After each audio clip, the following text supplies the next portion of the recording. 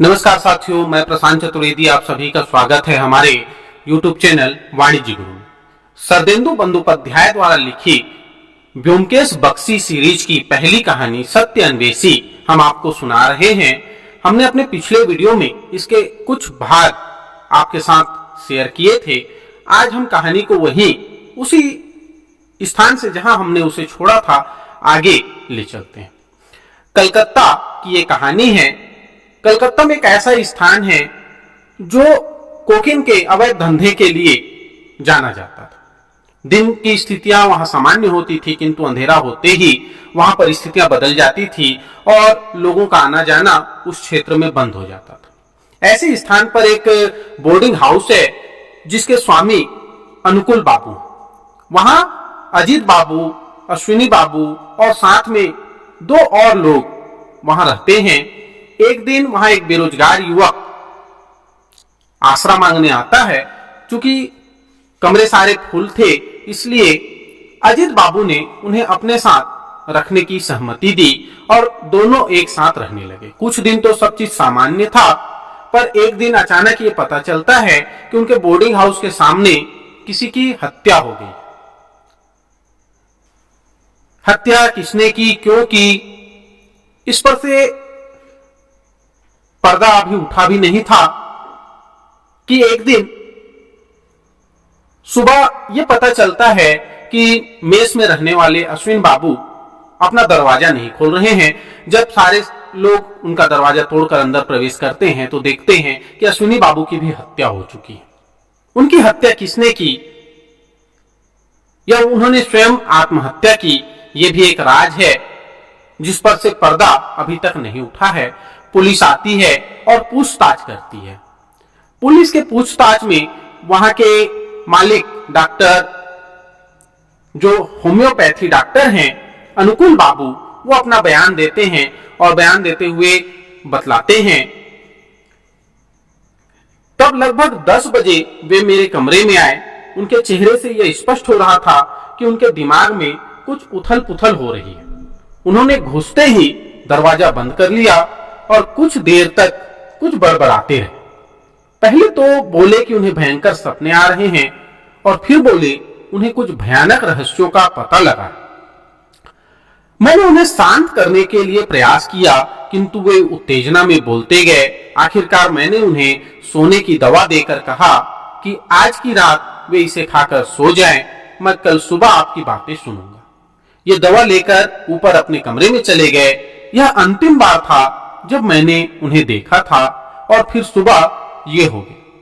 मुझे उनके मानसिक संतुलन के बारे में शक जरूर हुआ था, किंतु मैंने सपने में भी नहीं सोचा था कि यह क्षणिक व्याकुलता उन्हें अपना ही जीवन लेने पर मजबूर कर देगी। जब अनुकूल ने अपना बयान समाप्त कर दिया तब इंस्पेक्टर ने पूछा, तो आपका मत यह है कि यह आत्महत्या है?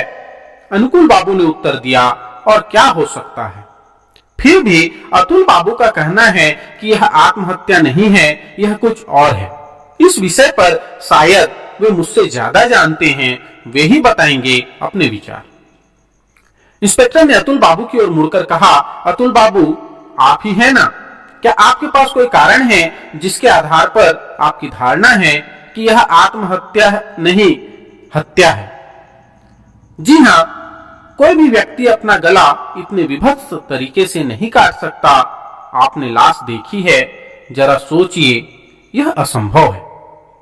इंस्पेक्टर कुछ क्षण तक सोचता रहा, फिर उसने प्रश्न किया, क्या आपको वाकई कोई आइडिया है कि हत्यारा कौन हो सकता है? नहीं। क्या आप सोच सकते हैं कि हत्या के पीछे उद्देश्य क्या हो सकता है? अतुल ने खिड़की की तरफ इशारा करते हुए कहा, यह खिड़की ही हत्या का कारण है। इंस्पेक्टर ने एकाएक चौंक कर पूछा, खिड़की हत्या का कारण है? आपका मतलब हत्यारा इस खिड़की से अंदर आया? नहीं, हत्यारा तो दरवाजे से ही अंदर घुसा। इंस्पेक्टर ने अपनी हंसी रोकते हुए कहा, शायद आपको याद नहीं कि दरवाजा अंदर से बंद था। मुझे याद है, थोड़ा मजाकिया अंदाज में इंस्पेक्टर बोला। तो क्या अश्विनी बाबू ने हत्या के बाद दरवाजा बंद कर दिया? जी नहीं, हत्यारे ने हत्या के बाद कमरे से बाहर आकर दरवाजा लॉक कर दिया। यह कैसे संभव है? अतुल बाबू मुस्कुराकर बोले, बड़ा आसान है, जरा तसल्ली से सोचिए तो आपको समझ में आ जाएगा। इस सब के बीच अनुकूल बाबू ने दरवाजे को आगे पीछे से देखा और बोले, यह सही है, बिल्कुल सही है। दरवाजा आसानी से अंदर और बाहर दोनों से बंद हो सकता है।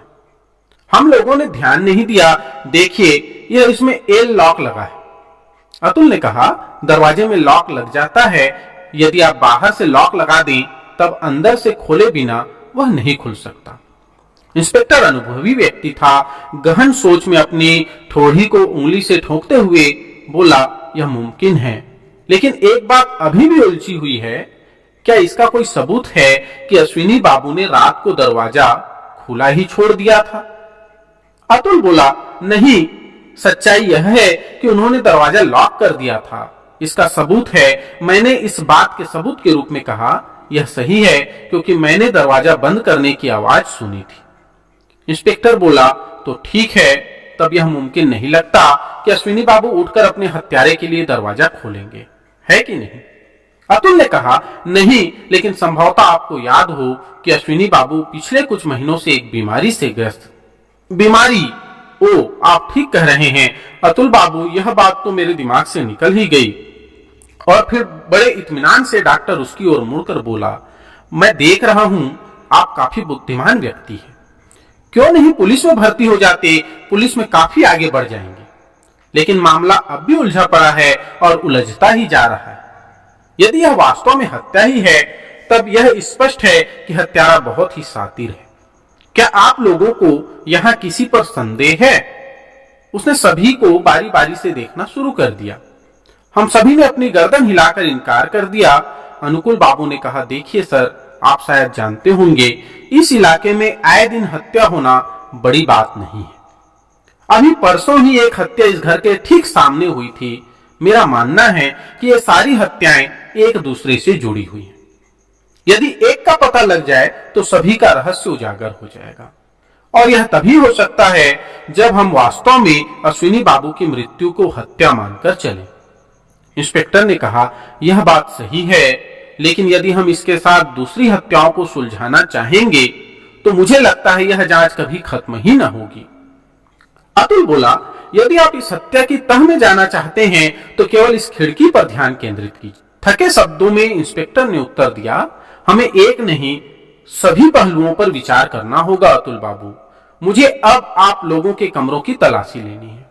सभी ऊपर नीचे के कमरों की पूरी छानबीन की गई, किंतु कहीं से हत्या की गुत्थी सुलझाने का कोई सुराग नहीं मिल पाया। अश्विनी बाबू के कमरे की भी जांच हुई, किंतु उसमें भी कुछ साधारण पन्नों के अलावा कुछ नहीं मिला। रेजर की खाली डिब्बिया पलंग के नीचे पड़ी मिली। हम सभी जानते थे कि अश्विनी बाबू अपनी दाढ़ी स्वयं बनाते थे और इसलिए इसे उस डिब्बिया को पहचानने में मुश्किल नहीं हुई। लाश को पहले ही उठा लिया गया था, उसके बाद उनके रूम को बंद करके सील कर दिया गया। अपना काम करके इंस्पेक्टर दोपहर लगभग 1:30 बजे चला गया। अश्विनी बाबू के परिवार को तार द्वारा खबर कर दी गई थी। शाम तक उनका बेटा निकट संबंधियों सहित आ गया। वे सभी इस दुर्घटना से हतप्रभ थे। यद्यपि हम लोगों का अश्विनी बाबू से कोई रिश्ता नहीं था, फिर भी हम में से प्रत्येक सदस्य इस घटना से शोक संतप्त था। इसके अतिरिक्त हम लोग भी जान के खतरे से सहमे हुए थे। यदि यह घटना हमारे साथी के साथ हो गई है तो हमारे साथ भी हो सकती है। पूरा दिन इसी उधेड़-बुन में व्यतीत हो गया। रात में सोने से पहले मैं डॉक्टर के पास गया। उनके चेहरे पर अब भी गंभीरता छाई हुई थी। पूरे दिन की घटनाओं से उनके शांत और स्थिर चेहरे पर क्लांति और चिंता की रेखाएं उभर आई थी। मैं उनके पास बैठ गया और बोला, मेरे ख्याल से प्रत्येक सदस्य किसी दूसरी जगह जाने के बारे में सोच रहा है। अनुकूल बाबू ने एक हारी मुस्कान के साथ कहा, इनका इसमें क्या दोष है अजीत बाबू? कौन चाहेगा ऐसी जगह रहना जहां ऐसी दुर्घटनाएं होती हैं?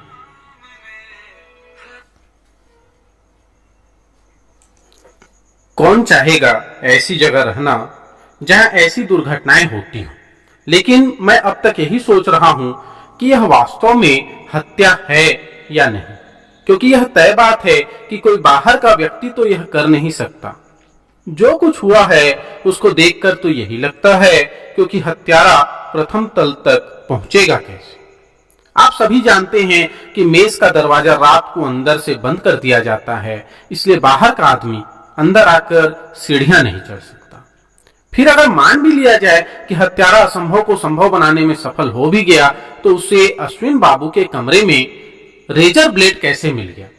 क्या ऐसा नहीं लगता कि संभावना को ज्यादा ही महत्व दिया जा रहा है? यह सब साबित करता है कि अपराध में बाहरी व्यक्ति का हाथ नहीं। ऐसी स्थिति में यह काम मेस में रहने वालों को छोड़कर और किसका हो सकता है? हम लोगों में से कौन हो सकता है जो अश्विनी बाबू की जान लेना चाहेगा? अलबत्ता अतुल बाबू जरूर नए हैं जिनके बारे में हम लोग ज्यादा नहीं जानते। मैं चौंक गया और मुंह से निकल गया, अतुल?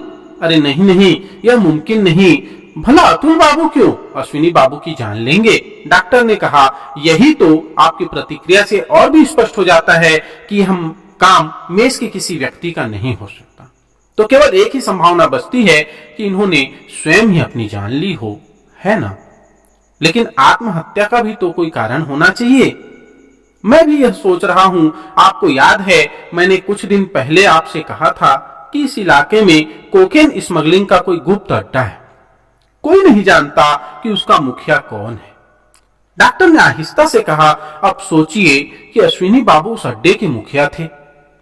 मैंने आश्चर्य मिश्रित उदासी से कहा, क्या यह कैसे हो सकता है?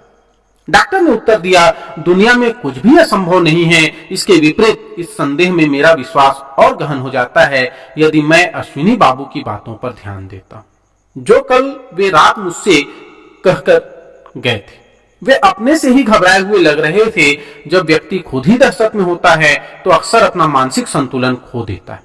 क्या पता इस सब के कारण उन्होंने आत्महत्या कर ली।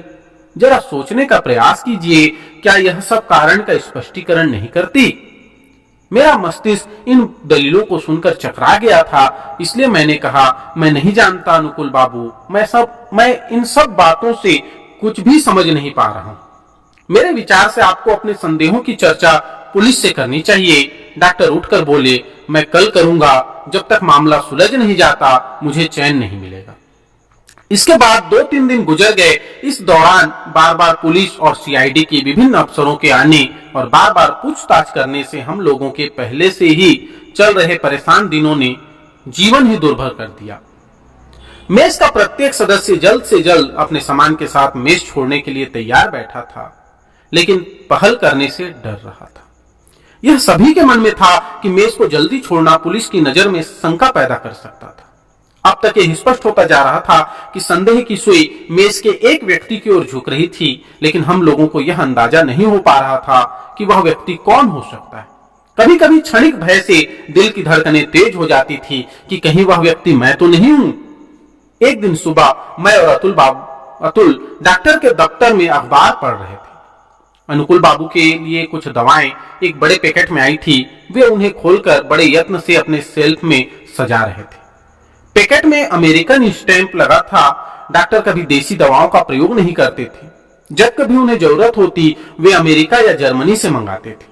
लगभग हर माह उनके लिए पानी के जहाज से दवा के पैकेट आते थे। अतुल ने अखबार पढ़कर रख दिया और बोला, अनुकुल बाबू, आप दवाएं विदेशों से ही क्यों मंगाते हैं? क्या देसी दवाएं अच्छी नहीं होती? उसने शुगर मिल्क के एक बड़े बोतल को उठाकर दवा निर्माता का नाम पढ़ा, एरिक एंड हेवल। क्या यह मार्केट में सर्वोत्कृष्ट है? हाँ। अच्छा बताएं, क्या होम्योपैथी वाकई बीमारी का इलाज करती है? मुझे कुछ संदेह होता है, कैसे पानी की एक बूंद इलाज कर सकती है? डॉक्टर ने मुस्कुराते हुए कहा, तो क्या मैं समझूं कि ये सब लोग जो दवा लेने आते हैं बीमारी का नाटक करते हैं? अतुल ने उत्तर दिया, संभवतः इलाज प्राकृतिक रूप से होता है, किंतु उसका श्रेय दवा को जाता है।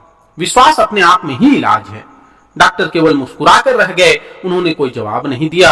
कुछ देर बाद उन्होंने प्रश्न किया, अखबार में हमारे इस घर का कहीं नाम आया है? नाम है। मैंने जोर से पढ़ना शुरू किया। श्री अश्विनी चौधरी की दुर्भाग्यपूर्ण हत्या का रहस्य अभी तक पता नहीं लग पाया है। अब सीआईडी ने केस को अपने जिम्मे ले लिया। बताया जाता है कि कुछ तथ्यों का पता चला है, अनुमान है कि अपराधी को जल्द ही पकड़ लिया जाएगा। मेरी जूती, ये लोग जब चाहे उम्मीद की आस लगाए बैठे रहें। डॉक्टर ने मुड़कर देखा और बोले, ओह इंस्पेक्टर साहब। इंस्पेक्टर ने कमरे में प्रवेश किया। पीछे पीछे 2 सिपाही थे। वही पुराना इंस्पेक्टर था। बिना किसी बातचीत के वो सीधे अतुल के पास गया और बोला, आपके नाम वारंट है, आपको हमारे साथ पुलिस चौकी चलना होगा। कृपया कोई व्यवधान न डालें, कोई भी प्रयास व्यर्थ होगा। रामधनी सिंह हथकड़ी लगाओ। एक सिपाही आगे बढ़ा और उसने अपने काम को बड़ी दक्षता से पूरा कर दिया। हम सभी भय और आतंक से खड़े हो गए। अतुल चिल्लाया, क्या है ये सब? इंस्पेक्टर ने कहा, यह रहा। अतुल चंद्र मिश्र को अश्विनी चौधरी की हत्या के अपराध के लिए गिरफ्तार किया जाता है। क्या आप दोनों पहचान सकते हैं कि अतुल चंद्र मिश्र यही सज्जन है? दहशत से त्रस्त हम दोनों ने अपना सिर हिला दिया। अतुल ने थोड़ा हंसकर कहा, तो आपका संदेह अंततः मेरे ऊपर ही हुआ? तो ठीक है, मैं आपके साथ पुलिस थाने चलता हूं। अजित, घबराना नहीं, मैं निर्दोष हूं। एक पुलिस वैन आकर मेज के दरवाजे पर रुक गई। सिपाही लोगों ने अतुल को ले जाकर वैन में बिठाया और चले गए। डॉक्टर के दहशत से हुए पीले चेहरे से निकला, तो यह अतुल बाबू निकले। कितना अजीब है, चेहरा देखकर किसी की प्रकृति का पता लगाना असंभव है। मेरे जैसे शब्द ही खो गए थे। अतुल हत्यारा? इतने दिन साथ रहते हुए मेरे अतुल से संबंधों में एक लगाव हो गया था। उसके मृदुल स्वभाव से मैं काफी प्रभावित था, और वही अतुल एक हत्यारा? मुझे सच में बड़ा झटका लगा था। अनुकुल बाबू ने अपनी बात आगे बढ़ाते हुए कहा, इसलिए यह कहा जाता है कि किसी अजनबी को शरण देते समय 2 बार सोचना चाहिए। लेकिन कौन कह सकता था कि वह व्यक्ति इतना। मेरा मन बहुत अशांत हो रहा था। मैं तुरंत कुर्सी से उठकर अपने रूम में गया और जोर से दरवाजा बंद करके लेट गया। मेरा मन नहाने या खाने को नहीं हुआ। अतुल की चीजें दूसरी तरफ रखी हुई थी। उन्हें देखकर मेरे आंखों में आंसू आ गए। यह एहसास था कि वह कितना मेरे नजदीक आ गया था। जाते समय वह बोला था कि वह निर्दोष है। क्या पुलिस से गलती हुई है? मैं उठकर बैठ गया और अश्विनी बाबू की हत्या की रात से एक एक घटना को विस्तार से सोचने लगा। अतुल फर्श में लेटकर अश्विनी बाबू और डॉक्टर की बातचीत सुन रहा था। वह यह क्यों कर रहा था? उसका क्या प्रयोजन था? यह सोचते सोचते लगभग 11 बजे मैं भी सो गया था और मेरी आंख सुबह ही खुली थी। क्या पता इसी अवधि में अतुल ने, लेकिन वह अतुल ही था जो शुरू से ही यह कहता रहा है कि यह हत्या है, न कि आत्महत्या। यदि हत्या उसी ने की थी तो क्या वह ऐसा कहकर खुद ही अपने गले में फंदा लगाता? और क्या यह संभव है कि उसने अपने को संदेह से दूर रखने के लिए जानबूझकर ये कहा हो? और पुलिस वाले ये सोचे कि चूंकि उसने खुद ही हत्या की बात पर जोर दिया, इसलिए हत्यारा वो नहीं हो सकता। मैं अपने बिस्तर पर करवटें बदल बदल कर अपने मस्तिष्क को हर तरह से दौड़ाता रहा। उठकर तेज कदमों से इधर उधर चलकर विचारों में मग्न रहा। अब दोपहर हो गई। घड़ी ने 3 बजाए। मुझे विचार सूझा, क्यों न मैं किसी वकील से राय लूं। मैं समझ नहीं पा रहा था ऐसी परिस्थिति में क्या किया जाए। न ही मैं किसी वकील को जानता था। जो भी हो, मैंने सोचा कि वकील ढूंढना उतना मुश्किल नहीं है। मैं कपड़े बदलने लगा। इतने में दरवाजे पर आहट सुनाई दी। कोई बुला रहा था। मैंने दरवाजा खोला तो देखा अतुल खड़ा है। अतुल, तुम हो? मैंने खुशी से उसे बाहों में भर लिया। सारी दुविधाएं कि वह अपराधी है या नहीं सब मेरे दिमाग से हट गई, जैसे कभी आई ही ना हो।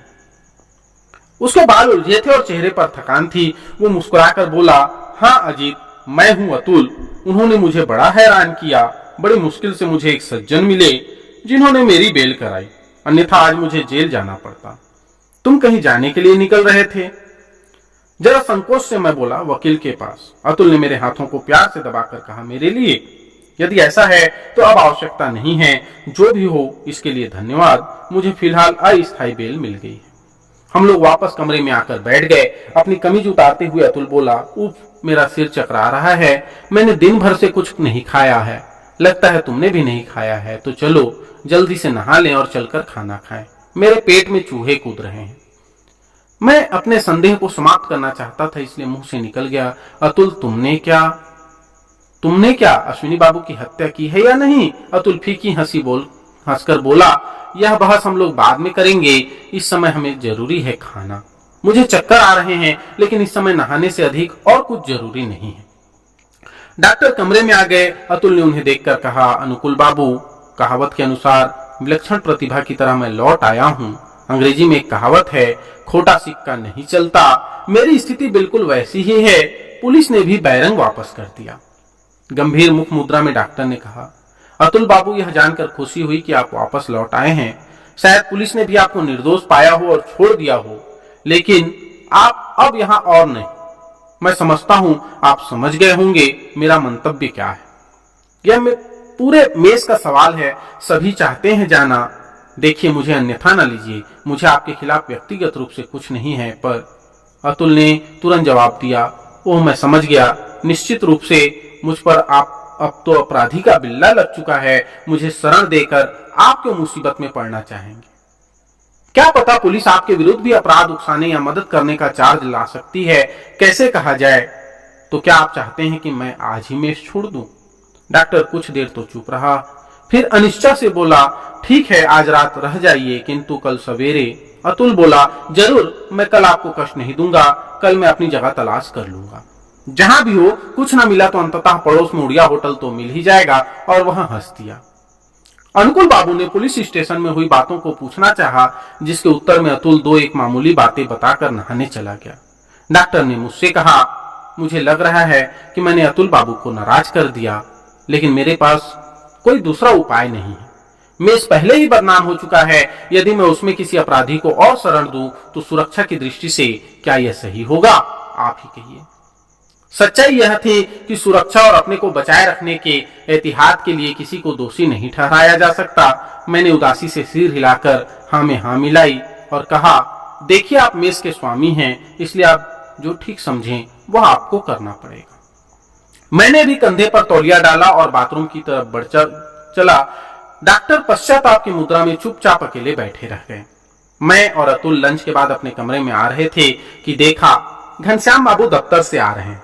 उन्होंने जैसे ही अतुल को देखा तो चेहरा सफेद हो गया। चिल्लाकर बोले, अतुल बाबू, आप? क्या वाकई में? अतुल थोड़ा मुस्कुराया और बोला, हाँ, मैं अतुल ही हूँ। घनश्याम बाबू, क्या आप दृष्टि दोष समझ रहे हैं? घनश्याम बाबू बोले, लेकिन मैंने सोचा पुलिस ने। उन्होंने 2 बार थूक को गले में निगला और तेजी से अपने कमरे में चले गए। अतुल ने खुशी में आंखें नचाकर धीरे से कहा, एक बार का अपराधी सदा ही अपराधी रहता है ना? लगता है घनश्याम बाबू मुझे देखकर चौंक कर घबरा गए। उसी शाम अतुल बाबू ने बताया, ए भाई, हमारे दरवाजे में जो लॉक लगा है, लगता है वो टूट गया। मैंने भी देखा, हमारे दरवाजे का विदेशी ताला काम नहीं कर रहा था। हमने अनुकुल बाबू को बताया, उन्होंने भी आकर देखा और बोले, विदेश के तालों में यही समस्या है। जब तक ठीक है तब तक बढ़िया काम करते हैं, पर जब खराब हो जाए तो इंजीनियर को छोड़कर कोई बना ही नहीं सकता। हमारे देसी ताले इससे कहीं अच्छे हैं। जो भी हो, मैं कल सुबह पहला काम इसे ठीक कराऊंगा। और वो सीढ़ियों से वापस उतर गए। रात को सोने से पहले अतुल ने कहा, अजीत, सिर दर्द से फटा जा रहा है, क्या तुम कुछ सुझा सकते हो? मैंने कहा, तुम अनुकुल बाबू से दवा क्यों नहीं ले लेते? अतुल बोला, होम्योपैथी, क्या उससे कुछ होगा? चलो ठीक है, देखा जाए। पानी की बूंदें क्या कुछ कर सकती हैं? मैंने कहा, मैं भी चलता हूं तुम्हारे साथ, मुझे भी कुछ अच्छा नहीं लग रहा।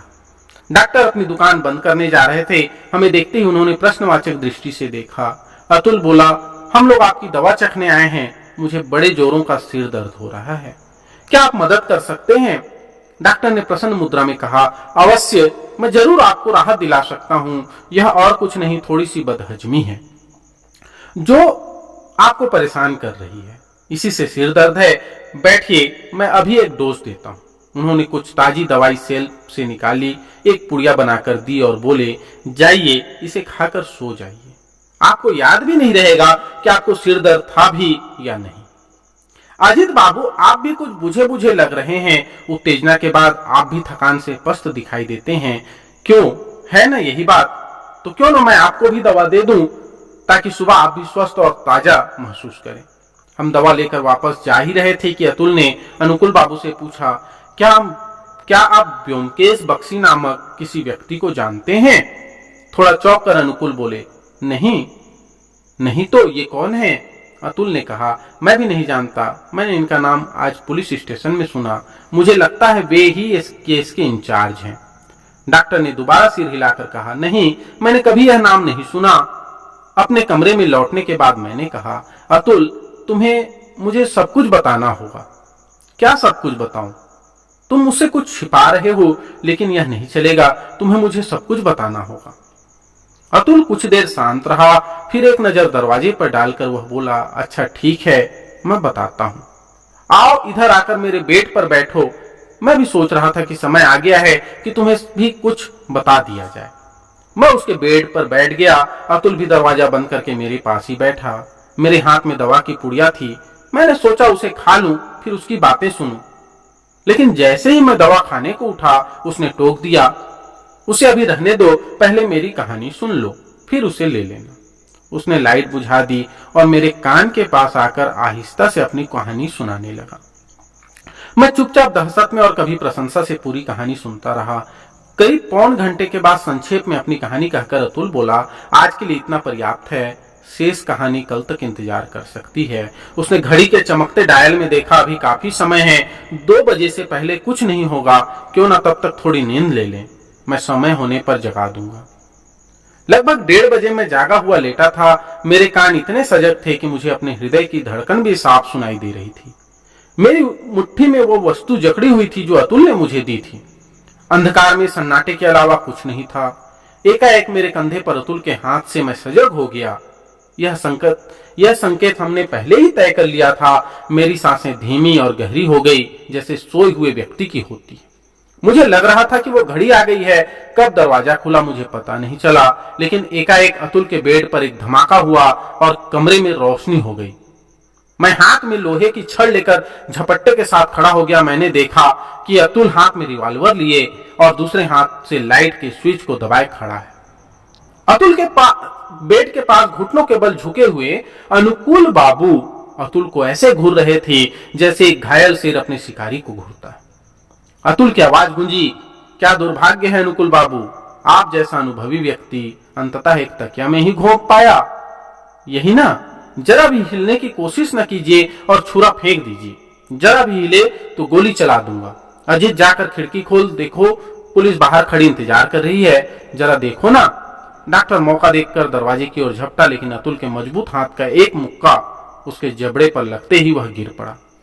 डॉक्टर उठ बैठा और बोला, ठीक है, मैं भागने की कोशिश नहीं करूंगा, लेकिन दया करके ये तो बता दो कि मुझ पर किस बात का अपराध लगेगा। उसकी फेहरिस्त बनाने में बहुत समय लगेगा डॉक्टर। पुलिस ने पूरी चार्जशीट बना ली है, वह समय आने पर आपको मिल जाएगी, लेकिन अभी के लिए। उसी समय पुलिस इंस्पेक्टर कमरे के अंदर आते हुए दिखा, उसके पीछे सिपाही। अतुल ने अपनी बात जारी रखते हुए कहा, अभी के लिए मैं आपको सत्य अन्वेषी ब्योमकेश बख्शी पर हमला करने और उनकी हत्या करने की कोशिश के लिए पुलिस को सौंपता हूं। इंस्पेक्टर, ये है अपराधी। इंस्पेक्टर ने बिना कुछ कहे अनुकूल बाबू के हाथों में हथकड़ी पहना दी। डॉक्टर ने खूंखार आंखों से देखा और बोला, यह षड्यंत्र है। इस ब्योमकेश बख्शी और पुलिस ने मिलकर मुझे झूठे केस में फंसाया है, लेकिन आपको छोड़ूंगा नहीं। देश में कानून है और मेरे पास पैसे की भी कमी नहीं है। अतुल ने कहा, जरूर कीजिए, आखिर बाजार में कोकेन का अच्छा दाम मिलता है। विकृत चेहरा बनाकर वह डॉक्टर बोला, कोई सबूत है कि मैं कोकेन का धंधा करता हूं? जरूर है अनुकूल बाबू, शुगर मिल्क की बोतलों में क्या है? डॉक्टर इस प्रकार चौंका जैसे उसके पैरों के नीचे सांप आ गया हो, पर बोला कुछ नहीं। उसकी आंखों से अतुल के लिए क्रोध और चिंगारियां निकल रही थी। वह अनुकूल बाबू की छवि नहीं थी। सज्जनता के जामे से एकाएक एक खूंखार हत्यारा निकल आया था। यह सोचकर कि पिछले कुछ महीने मैंने इस व्यक्ति के साथ काटे हैं, मेरे रोंगटे खड़े हो गए। अतुल ने पूछा, डॉक्टर अब यह बताएं कि कल रात आपने हमें क्या दवा दी थी? क्या वह मोर्फिया का चूर्ण था? चलिए, आप नहीं बताएंगे, मुझे कोई फर्क नहीं पड़ता, केमिकल जांच में हमें सब कुछ बता देगी। उसने चरूट जलाया और बिस्तर पर सहारा लगाकर बैठ गया और बोला, इंस्पेक्टर अब कृपया मेरा बयान ले लें। एफआईआर बनने के बाद डॉक्टर के रूम की तलाशी हुई, जिसमें कोकेन से भरी 2 बड़ी बोतल पाई गई। डॉक्टर चुप बना रहा। लगभग सुबह होने वाली थी जब डॉक्टर तथा उसके माल के साथ पुलिस ने प्रस्थान किया। अतुल बोला, यह जगह तमाम उपद्रव और उठापटक से भरी पड़ी है, क्यों ना तुम मेरे घर चलकर एक कप चाय पी लो। हम लोग हैरिसन रोड स्थित 3 मंजिल इमारत के सामने उतरे। घर के बाहर गेट पर पीतल की प्लेट पर लिखा था, ब्योमकेश बख्शी सत्य अन्वेषी, द इंक्विजिटर। ब्योमकेश जरा तकल्लुफ से बोला, आपका स्वागत है, कृपया मेरे घर में प्रवेश करके मुझे आदर प्रदान करें। मैंने पूछा, यह सत्य अन्वेषी, ये मामला क्या है? ये मेरी पहचान है। मैं जासूस शब्द पसंद नहीं करता। जांच पर्यवेक्षक शब्द तो उससे भी व्यर्थ है। इसलिए मैं अपने आप को सत्य अन्वेषी अर्थात सच की खोज करने वाला कहता हूं। क्या बात है, आपको पसंद नहीं? ब्योमकेश इमारत की पूरी दूसरी मंजिल में रहता था। कुल मिलाकर 4 से 5 विशाल कमरे थे जिन्हें पूरी रुचि के साथ सजाया गया था। मैंने पूछा, क्या तुम अकेले ही रहते हो? हाँ, केवल मेरा सेवक पुतीराम साथ रहता है। मैंने निश्वास छोड़कर कहा, बहुत ही अच्छी जगह है। कब से रहते आए हो? लगभग 1 वर्ष हो गया। थोड़े समय के लिए नहीं था जब मैं तुम्हारे मेस में रुका हुआ था। इसी बीच पुतीराम ने स्टोव जलाकर चाय बना दी थी। ब्योमकेश ने गर्मा गर्म चाय की चुस्की लेकर कहा, मैं समझता हूं कुछ दिन जो मैंने भेष बदलकर तुम्हारे यहां बिताए वास्तव में काफी रोचक रहे, लेकिन अंतिम दिनों में डॉक्टर ने पकड़ लिया था और इसके लिए मैं ही जिम्मेदार था। वो कैसे? खिड़की के बारे में मैंने ही पहली बार बताया था और वही मेरा भेदिया हो गया। अब भी नहीं समझे? अरे भाई, अश्विनी बाबू ने इसी खिड़की से। ऐसे नहीं, अब कहानी शुरू से बताइए। ब्योमकेश ने चाय की दूसरी चुस्की लेकर कहा, कुछ तो मैंने तुम्हें कल रात ही बता दिया था, अब शेष कहानी सुनो। तुम्हारे इलाके में जो आए दिन हत्याएं हो रही थी उसको लेकर पुलिस कुछ महीनों से काफी परेशान थी। पुलिस पर एक ओर सरकार का दबाव बढ़ रहा था, दूसरी ओर प्रेस अपना अभियान चलाए हुए था और जरा भी मौका मिलने पर सरकार का गला पकड़ रहा था। ऐसी स्थिति में मैंने पुलिस कमिश्नर से समय मांगा और उन्हें बताया कि मैं एक प्राइवेट डिटेक्टिव हूं और मुझे विश्वास है कि इन हत्याओं के पीछे का रहस्य का पता लगा सकता हूं। काफी चर्चा के बाद कमिश्नर ने आज्ञा प्रदान कर दी कि मैं स्वतंत्र रूप से इन मामलों की छानबीन कर सकता हूं। शर्त केवल यह थी कि स्वीकृति की जानकारी मेरे और कमिश्नर के बीच ही रहेगी। और इस प्रकार मैं तुम्हारे मेस में आया। छानबीन के लिए यह जरूरी था कि मुझे काम करने के लिए ऐसा स्थान मिले जो वारदात के निकट हो। इसी उद्देश्य से मैंने तुम्हारे मेस का चयन किया। उस समय मुझे यह नहीं पता था कि विपरीत पार्टी का कर्म स्थल भी वही मेस है। शुरू से डॉक्टर स्वभाव से अत्यंत सज्जन पुरुष लगा। मुझे इस बात का भी भान हुआ कि होम्योपैथी जैसा पेशा गैर कानूनी कोकेन स्मगलिंग को रोकने के लिए बहुत ही कारगर उपाय है, किंतु मैं तब तक इस निर्णय पर नहीं पहुंच पाया था कि इस धंधे का रिंग लीडर कौन हो सकता है। मुझे पहली बार डॉक्टर पर संदेह अश्विनी बाबू की मृत्यु से एक दिन पूर्व हुआ। शायद तुम्हें याद हो, उस दिन हमारे मेज के सामने एक गरीब अबंगाली की लाश मिली थी। जब डॉक्टर ने सुना जो व्यक्ति मरा था उसकी धोती के फेंटे से 1000 के नोट मिले हैं, तो उसके मुंह पर क्षण भर के लिए नोटों के हाथ से निकल जाने के लालच का भाव झलका था। उसके बाद से मेरे सारे संदेह उस पर ही केंद्रित हो गए। फिर उस दिन की घटना जब अश्विनी बाबू छुपकर हमारी बातें सुन रहे थे। दरअसल वे हमारी बातें सुनने नहीं आए थे बल्कि डॉक्टर से बात करने आए थे।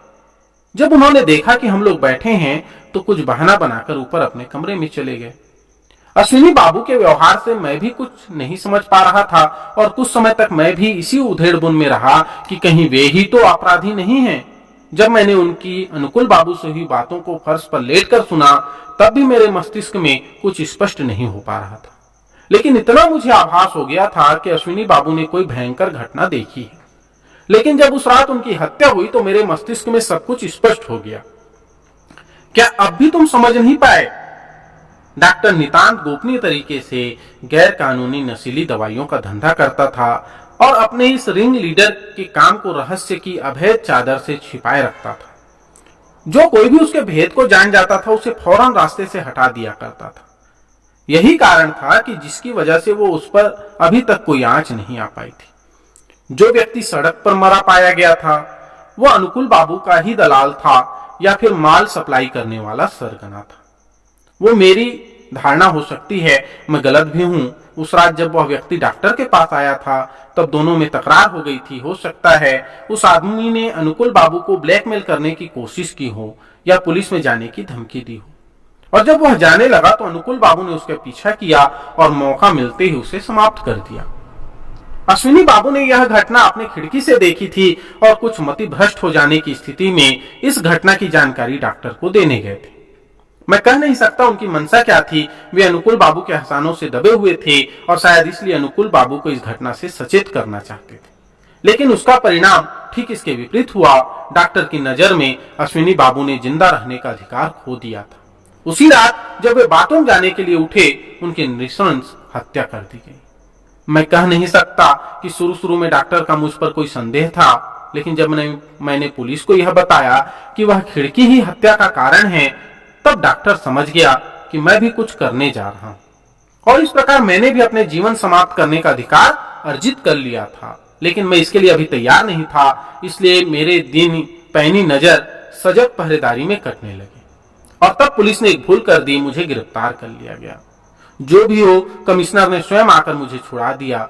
मैं मेस में लौट आया और तभी अनुकूल बाबू को विश्वास हो गया कि मैं इन्वेस्टिगेटर हूं, लेकिन उन्होंने अपने विचारों को छिपा लिया और विशाल हृदय दिखाते हुए मुझे उस रात रहने की अनुमति दे दी। इस दरिया दिली का एक ही उद्देश्य था कि उसी रात किसी भी समय मुझे मौत के घाट उतार दिया जाए। मैं जितना डॉक्टर के बारे में जानता था उतना शायद कोई नहीं जान पाया था। तब तक डॉक्टर के खिलाफ कोई सबूत नहीं था। उस समय उसके कमरे की यदि तलाशी हो जाती तो कुछ कोकेन की बोतलों के सिवाय कुछ नहीं मिलता। उसके बिना पर उसे जेल हो जाती, पर अदालत में कानून की निगाह में यह नहीं साबित किया जा सकता था कि वह एक जघन्य हत्यारा है। इसलिए मुझे ट्रैप करना जरूरी था। दरवाजे के ताले में एक नाखून फंसाकर मैंने ही उसे जाम किया था। जब डॉक्टर ने सुना तो मन ही मन प्रसन्न हो गया कि हमारा दरवाजा रात में खुला ही रहेगा, और अंत में जब हमने उससे दवा मांगी तो उसे अपने भाग्य पर यकीन ही नहीं हुआ। उसने मोर्फिया की डोज दी और समझ लिया कि हम उसे खाकर उसके आने तक बेहोश हो जाएंगे और वह बड़ी आसानी से हमें हमेशा के लिए नींद के आगोश में सुला देगा। और इस प्रकार वह खुद मेरे जाल में फंस गया। और क्या, मैंने कहा, अब मुझे जाना चाहिए। तुम तो फिलहाल उस ओर जाना नहीं चाहोगे। नहीं, पर क्या तुम मेस जा रहे हो? हाँ। क्यों? क्या मतलब है क्यों का? अरे भाई, क्या मुझे वापस नहीं जाना है? मैं सोच रहा था कि तुम्हें भी अंततः मेस छोड़ना ही पड़ेगा, तो क्यों ना यहाँ आकर मेरे साथ ही रहो। यह भी तो अच्छी जगह ही है। कुछ क्षण की शांति के बाद मैं आहिस्ता से बोला, क्या मेरा एहसान उतारना चाहते हो? व्योमकेश ने अपनी बाहें मेरे कंधे पर रख दी और कहने लगा, अरे नहीं भाई, ऐसा कुछ नहीं है। मैं सोचने लगा हूं कि तुम नहीं रहोगे तो तुम्हारी कमी महसूस होगी। मैं कुछ सप्ताह में तुम्हारे साथ रहने का आदी हो गया हूं। क्या वाकई ऐसी बात है? इससे ज्यादा नहीं। ऐसी बात है तो यहीं रहूं, मैं अपना सामान लेकर आता हूं। मुस्कुराकर व्योमकेश ने कहा, मेरा सामान लाना भी न भूलना।